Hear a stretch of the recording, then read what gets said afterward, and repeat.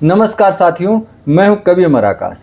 आज हम एक ऐसे विषय पर बात करेंगे जो हर एक कविता प्रेमी को समझना बहुत ज़रूरी है। क्या आप कविता लिखना चाहते हैं? क्या आपके पास गहरे भाव हैं, सोच भी है, लेकिन क्या वो पंक्तियां बनती नहीं? क्या आप कविता तो लिखते हैं लेकिन लगता है कुछ तो कमी रह गई है? तो जान लीजिए, कवि वही होता है जो भावों को लय में पिरोना जानता है। और वो लय कहाँ से आती है? वो लय आती है छंद से।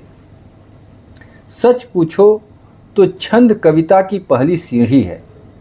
इस वीडियो में हम जानेंगे छंद क्या होता है, क्यों ये हर कवि के लिए बहुत ज़रूरी है और कैसे आप इसे सरलता से सीख सकते हैं। तो आइए इस अद्भुत काव्य यात्रा की शुरुआत करते हैं। कवि बनना है तो छंद जरूर सीखो। कवि बनना है तो छंद जरूर सीखो। कवि वही होता है जो अपने विचारों को लय, गति और अनुशासन में पिरोता है, और यही अनुशासन है छंद। छंद कविता की रीढ़ है। यह मात्राओं, वर्णों, तुकांतों और गति का वह ढांचा है जो कविता को संगीत देता है। छंद न हो तो कविता गद्य जैसी लगती है। अब मैं आप लोगों से एक प्रश्न करना चाहूँगा कि दोहा छंद में कितनी कितनी मात्राएं होती हैं? कमेंट बॉक्स में लिख करके आप लोग फटाफट उत्तर दीजिए।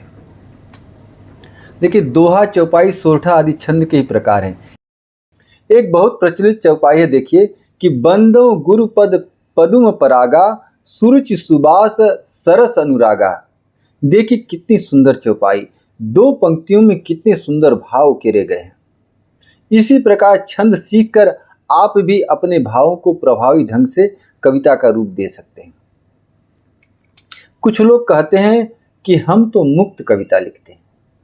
बहुत अच्छा, पर क्या आप बता सकते हैं कि आप मुक्त कविता की छूट ले रहे हैं या छंद का ज्ञान न होने की मजबूरी है?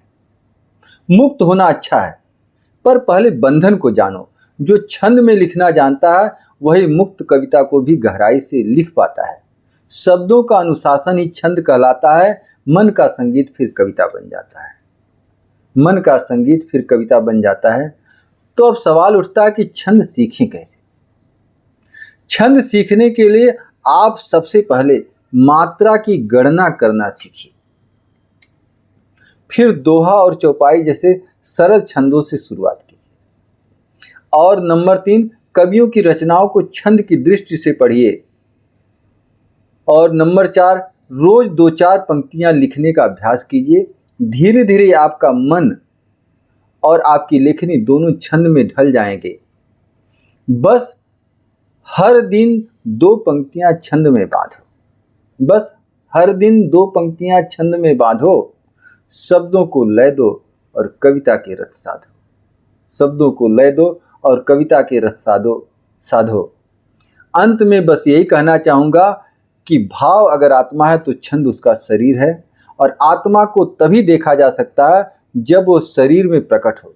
इसलिए कहना चाहूँगा कि अगर सच में कवि बनना है तो छंद जरूर सीखो। यही आपको सामान्य लेखकों से अलग करेगा। कवि बनना है तो साधो छंद की चाल। कवि बनना है तो साधो छंद की चाल। भावों को दो लय, शब्दों को दो ताल। भावों को दो लय, शब्दों को दो ताल। इन्हीं शब्दों के साथ आज के इस विषय को विराम देते हैं। अगर आपको यह वीडियो पसंद आई हो तो लाइक करें और कमेंट करें, और आपके अपनी YouTube चैनल आकाश पथ दी पोएट्री को सब्सक्राइब करें, जहां कविता सीखी भी जाती है और कविता का रसपान भी होता है। कमेंट बॉक्स में अपनी कोई भी रचना लिख करके भेजें। आप कहां से हैं, स्थान का नाम भी अवश्य लिखें। धन्यवाद। फिर मिलेंगे एक नए विषय के साथ। तब तक के लिए नमस्कार। जय हिंद, जय भारत।